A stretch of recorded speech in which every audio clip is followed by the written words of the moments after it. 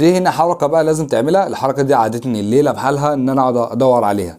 السلام عليكم ورحمه الله وبركاته. اهلا وسهلا، ازيكم عاملين ايه؟ اهلا بكم في فيديو جديد.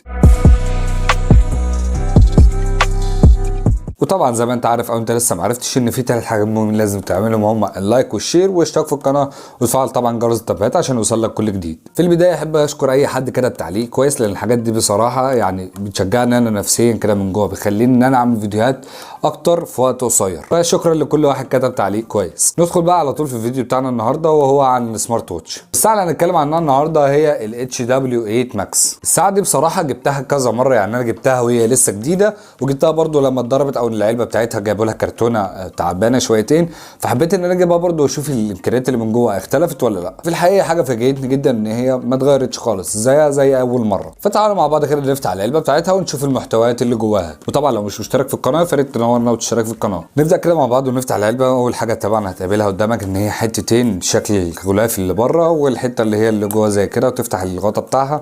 اول حاجه هتقابلها طبعا هي الورقه اللي قدامك دي. الورقه دي زي ما احنا عارفين طبعا ان كل اللي احنا عايزينه منها هو الكيو ار اللي جواها او الباركود عشان نعرف الابلكيشن، ودي طبعا حاجه مش مهمه بالنسبه لنا لان الابلكيشن مكتوب على العلبه من بره. والابلكيشن بتاعها هو وير فيت برو، برنامج كويس جدا وفيه امكانيات هتعجبك قوي. تاني حاجه هنقابلها طبعا هو الاستراب او الستيك. هو مش عارف ليه معظم الناس بتحب تقول ستراب، ما هو ممكن يكون ستيك عادي جدا، انا بقول عليه ستيك. وطبعا زي اي ساعه تانية الستيك بتاعها عادي جدا، اللي هو اختلاف بس الحته اللي فوق دي ممكن تكون مختلفه ان هي هتقعد معاك شويه، ممكن انت تكون جايب واحد جديد فالستيك بتاعها يتقطع بسرعه. وطبعا لو الستيك اتقطع فالموضوع سهل جدا، تروح تشتري واحد غيره وموجود الاشكال والالوان اللي انت عايزها. تالت حاجه هنقابلها وهو الشاحن. غريبا ان الشاحن هنا السلك بتاعه طويل، يعني معظم الساعات التانية السلك تلاقيه ان هو قصير ما يكملش مثلا 20 سم معاك. الشاحن ده بقى عاملين السلك بتاعه طويل. طبعا الشاحن ده وايرلس يعني بيشحن لاسلكي.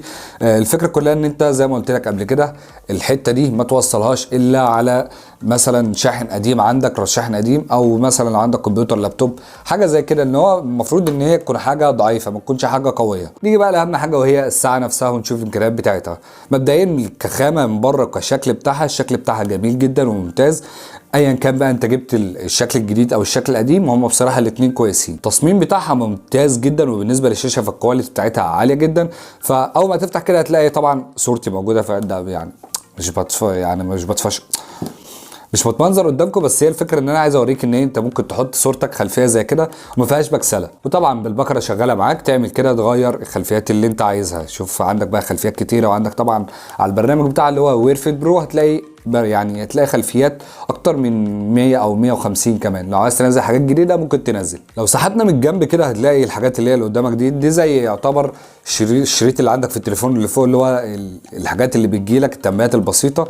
فهي مثلا هنا عندك الوقت، عندك هنا اليوم، عندك هنا مثلا الويزر اللي هو الطقس، عندك مثلا الحاجات اللي هي السريعه زي نبضات القلب، مثلا الاعدادات، حاجات اللي هي انت محتاجها بسرعه. فعندك مثلا لو سحبت من فوق كده اول حاجه طبعا هتلاقيها قدامك الحاجات الاشكال اللي قدامك دي، فهي فيها امكانيات كتيره. فالحلو ان انت ممكن تقلب فيها براحتك. لو سحبنا من الجنب كده برده في حاجات تانية زياده، يعني هنا في برده حاجات كتيره مختلفه. وفي حته هنا بقى ايه اللقطه اللي قدامك دي انا يعني هكلمك عنها ان هي فيها شغل كويس قدام. في مثلا لو سحبنا كده الحته اللي تحت دي فهتجي لك على طول طبعا التطبيقات اللي جوه. وفي هنا حركه بقى مهمه جدا، او ان هي مش مهمه ولا حاجه بس برده المفروض ان انت تكون عارفها. انت لما تضغط على الزرار ده مرتين بتغير لك شكل الايقونات من جوه، بدل ما تخش على الزرار لا هي متغيره معاك اهو. تقدر تدوس كده ضغطتين ورا بعض بسرعه تغير لك الشكل الترتيب اللي قدامك ده. نيجي طبعا اول حاجه نروح عليها وهي الاعدادات. الاعدادات فين؟ طيب الاعدادات اهي. طبعا اول حاجه طبعا اعدادات عندك بالعربي، ممكن بالانجليش، بالفارسي، في اللغه الاجنبيه عندك الفرنسي، كل الاعدادات موجوده قدامك. وطبعا الابلكيشن برضو ممكن تغير منه اللغه بتاعت الساعه نفسها. عندك كل حاجه، ظبط الوقت، عندك يعتم دي، عندك مثلا اعدادات الاتصال، عندك كل الحاجات دي. طبعا في حاجه بقى مهمه اقول لك عليها بس برضه نسيبها لوقتها. عندك مثلا الصوت والاهتزاز، عندك الازعاج، مثلا عندك تذكير الصحه، في حاجات كتيره مهمه جدا. عندك طبعا كلمه السر، ممكن تعمل كلمه سر لو انت عايز، بس انا طبعا مش عايز. نرجع مثلا كده ونشوف مثلا بقيه الحاجات التانية.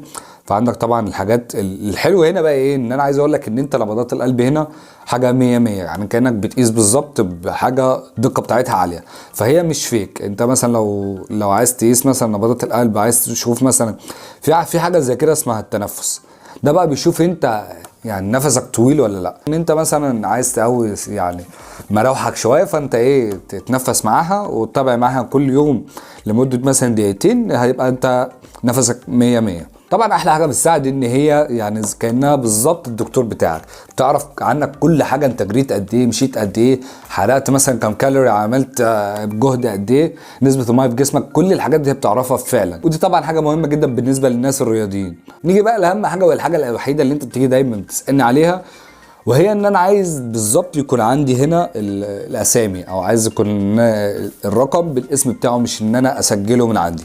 فالموضوع هنا ان انت مثلا تقول لي ان كده خلاص عملت ارتباط مثلا بالبرنامج والساعه، فالمفروض ان هو يجي هنا. لا، في هنا حركه بقى لازم تعملها، الحركه دي عادتني الليله بحالها ان انا اقعد ادور عليها. فبالنسبه لك طبعا انت تاخدها ببلاش، مش هقول لك على حاجه يعني، بس طبعا ممكن قدامها لايك ولا حاجه لو انت هتعمل لايك. الحاجه بقى اللي هقول لك عليها ان انت تسحب من فوق كده، تلاقي قدامك نغمه وعليها بلوتوث من فوق، ده هتضغط عليها لو هي مش شغاله، هنشغلها مثلا زي كده، وكل اللي عليك هتروح على التليفون بتاعك. طبعا استنى نفتح تسجيل الشاشه عشان ابين لك كل حاجه هعملها. ماشي، احنا كده بدأنا، نبدأ على طول نخش على البلوتوث عندك انت. طب انت هتقول لي البلوتوث هنا احنا خلاص اتصلنا بكل حاجه، لا بص، هتيجي هنا كده هتدوس على الاشاره، تقفلها عادي جدا، وبعد كده تروح فاتحها تاني. اول ما تفتحها عندك هنا هتلاقيها ظهرت قدامك، هتبص تي 5 اس، اول ما تدوس عليها يقول لك اقتران، بس انت كده اقترنت. هي دي شغلانه كل حاجه فيها. هنا بقى بالنسبه لك الاسامي وكل حاجه والرسائل بتاعتك، وخلاص انت كده هتعطيها الامكانيات ان هي كل الاشعارات او كل الحاجات اللي على الموبايل بتاعك موجوده على الساعه دي. نيجي بقى لاخر حاجه وهو السعر. طبعا بالنسبه للامكانيات دي والخامات دي، فانا يعني ارشح لك ان الساعه دي بصراحه احسن ساعه ممكن تشتريها في الفئه اللي هقول لك عليها دي. بالنسبه للسعر بتاعها، فهو السعر بتاعها يتراوح معاك من 800 جنيه لحد مثلا 850، ما يزيدش عن كده. وطبعا لو عايز تطلب الساعه دي فانا موجود معاك برده لو حبيت تشتريها مني. بس وكده نكون وصلنا لنهايه الفيديو. طبعا لو عندك اي سؤال عن السمارت ووتش دي او اي سمارت ووتش تانية، فاكتبها لي طبعا في التعليقات. هنا عندك طبعا لينك الانستجرام، عندك فيسبوك، عندك مثلا الواتس، عندك كل اللينكات اللي انت عايزها موجوده في الديسكربشن تحت. واستنوني الفيديو الجاي ان شاء الله عشان اتكلم عن حاجه مهمه جدا، وهو ازاي تغير التنسيق من 24 ساعه ل 12 ساعه في اي ساعه من اللي هي تيم 5 اس مثلا، تي 55، تي 500، الحاجات اللي هي معروف سعرها رينج واحد.